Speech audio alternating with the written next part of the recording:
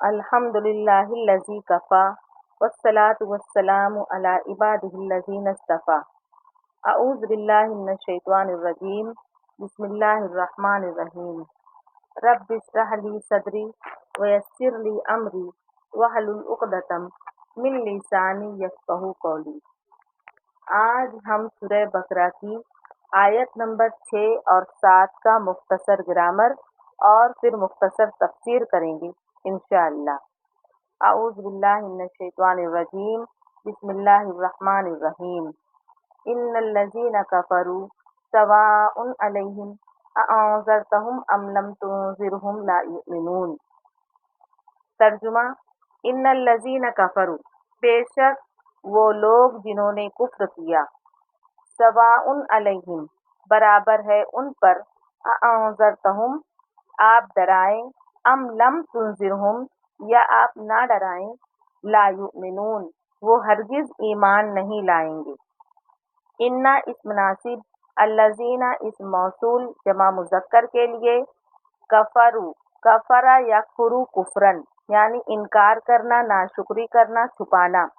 کفروا فعل ماضی جمع مذکر غائب، اس میں ہم ضمیر پوشیدہ فاعل، سواء انا کی خبر ہے، علیہم جار مجرور، حرف استفہام، انذرتا، انذرا ینذرو انذارن یعنی ڈرانا، انذرتا فعل ماضی واحد مذکر حاضر، ہم ضمیر مفعول، ام حرف عطف، لم جازم مضارع، تنذر فعل مضارع مجزوم واحد مذکر حاضر، ہم ضمیر مفعول، لا حرف نفی، یؤمنون، آمنا یؤمنو ایمانا یعنی ایمان لانا، یؤمنون فعل مضارع جمع مذکر غائب۔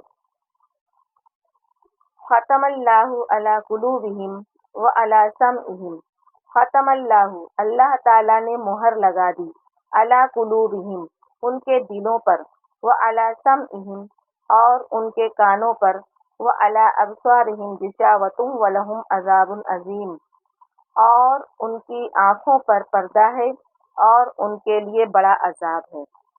ختم یختم ختمن یعنی مہر لگانا، سیل کر دینا۔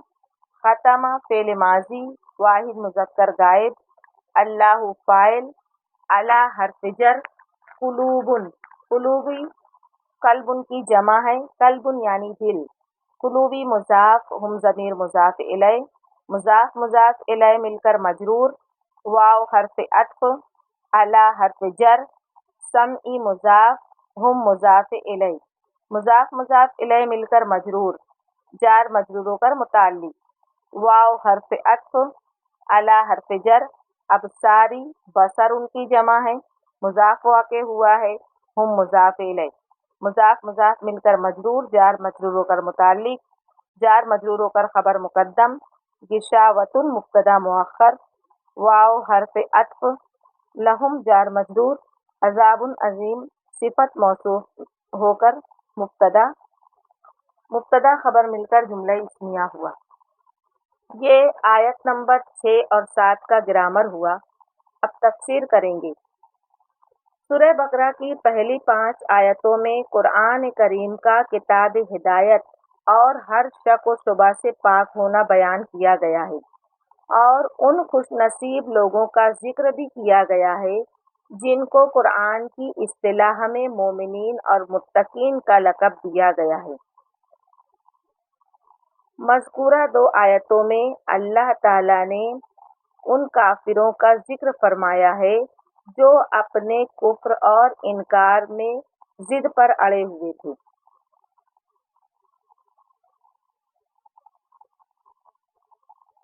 آیت نمبر 6 میں بتایا گیا ہے کہ یقیناً جن لوگوں نے کفر کیا ان کے لیے آپ کا ڈرانا اور نہ ڈرانا دونوں برابر ہے۔ یہ وہ کافر تھے جو حق کو جانتے تھے اور صرف ضد، ہٹ درمی، تکبر اور حسد کی وجہ سے حق بات کا انکار کرتے تھے۔ ایسے لوگوں کا معاملہ یہ ہے کہ آپ کا ڈرانا نہ ڈرانا، سمجھانا نہ سمجھانا سب برابر ہے، وہ ہرگز ایمان نہیں لائیں گے۔ آپ کو تبلیغ اور تعلیم اور لوگوں کی اصلاح کی کوشش کا ثواب بہرحال ملے گا۔ اسی لیے پورے قرآن کریم کی کسی آیت میں رسول اللہ صلی اللہ علیہ وسلم کو ایسے لوگوں کو بھی دعوت ایمان دینے سے روکا نہیں گیا ہے۔ اس سے معلوم ہوا کہ جو شخص دعوت دین اور اصلاح کا کام کرتا ہے، خواہ لوگ اسے قبول کریں یا نہ کریں، ان کو بہرحال اپنے عمل کا ثواب ملتا ہے۔ انذار یعنی ایسی خبر دینا جس سے خوف پیدا ہو، ڈر پیدا ہو، جیسا کہ ابشار یعنی ایسی خبر دینا جس سے سرور پیدا ہو، خوشی ملے۔ اردو میں انذار کا ترجمہ ڈرانے سے کیا جاتا ہے، مگر حقیقت میں مطلقاً ڈرانے کو انذار نہیں کہتے، بلکہ ایسا ڈرانا جو شفقت اور رحمت کی بنا پر ہو، جیسا کہ بچوں کو آگ سے، سانپ، بچھو وغیرہ اور درندوں سے ڈرایا جاتا ہے۔ انبیاء علیہ السلام کو خصوصیت سے نذیر کا لقب دیا جاتا ہے کہ وہ شفقت اور محبت سے آئندہ آنے والے مصائب سے ڈراتے تھے۔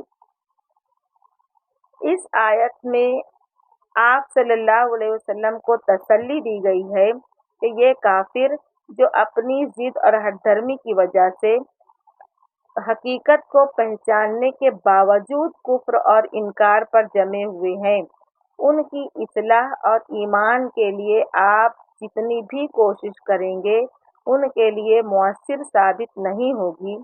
آپ کا کوشش کرنا نہ کرنا سب برابر ہے۔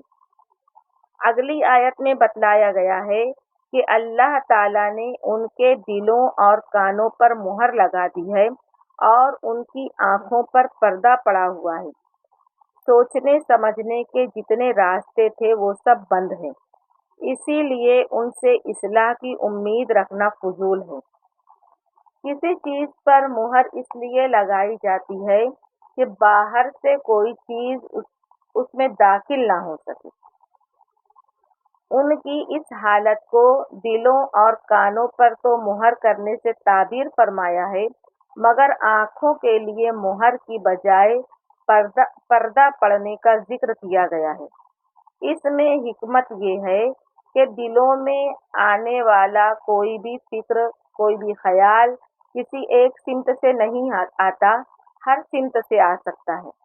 اسی طرح کانوں میں پہنچنے والی آواز بھی ہر سمت اور ہر جہت سے آ سکتی ہے، اور ان کی بندش جب ہی ہو سکتی ہے جب ان پر مہر کر دی جائے، برخلاف آنکھوں کے، اس لیے کہ آنکھوں کا دیکھنا ایک سمت یعنی سامنے سے ہو سکتا ہے، جب سامنے پردہ پڑ جائے گا تو آنکھوں سے دیکھنا ہی ختم ہو جائے گا۔ اسی لیے آنکھوں کے لیے پردہ کا استعمال کیا گیا ہے۔ یہاں ایک شبہ پیدا ہوتا ہے کہ جب اللہ تعالیٰ نے ہی ان کے دلوں پر مہر لگا دی تو پھر ان کو بڑا عذاب کیوں دیا جائے گا؟ وجہ یہ ہے کہ ان لوگوں نے شرارت اور دشمنی کی وجہ سے اپنی سوچنے اور سمجھنے کی صلاحیت کو برباد کر لیا تھا، اس لیے وہ اس تباہی اور بربادی کے خود ذمہ دار ہیں۔ البتہ اللہ تعالیٰ جو اپنے بندوں کے تمام افعال کا خالق ہے، اس نے مہر کرنے کو اپنی طرف نسبت کر کے یہ بتلا دیا کہ جب ان لوگوں نے حق بات کو قبول کرنے کی صلاحیت کو خود ہی برباد کر لیا، خود ہی تباہ کر لیا ہے، تو ہم نے بھی ان کے دلوں پر اور ان کے کانوں پر ہم نے مہر لگا دی۔ سورہ بقرہ کی اس پہلی رکوع میں دو گروہوں کا ذکر کیا گیا ہے۔ ایک وہ گروہ جس نے قرآن مجید کی دعوت سے صحیح استفادہ کیا، ان میں طلب ہدایت کا مادہ موجود تھا، ان کے سامنے دعوت آئی، انہوں نے قبول کر لیا اور قرآن کے بتائے ہوئے راستے پر چلنے لگے۔ دوسرا گروہ جس نے حق کو پہچان لیا لیکن صرف ضد کی وجہ سے اس کو نہ مانا، اس کا انکار کر دیا۔ اوپر کی آیت میں اس کا ذکر آ گیا ہے۔ اب تیسرے گروہ کا ذکر انشاءاللہ ہم اگلی ویڈیو میں کریں گے۔ آخر میں اللہ تعالیٰ سے دعا ہے کہ وہ ہم سب کو متقیوں میں سے بنا دے۔ آمین ثم آمین۔ السلام علیکم ورحمۃ اللہ وبرکاتہ۔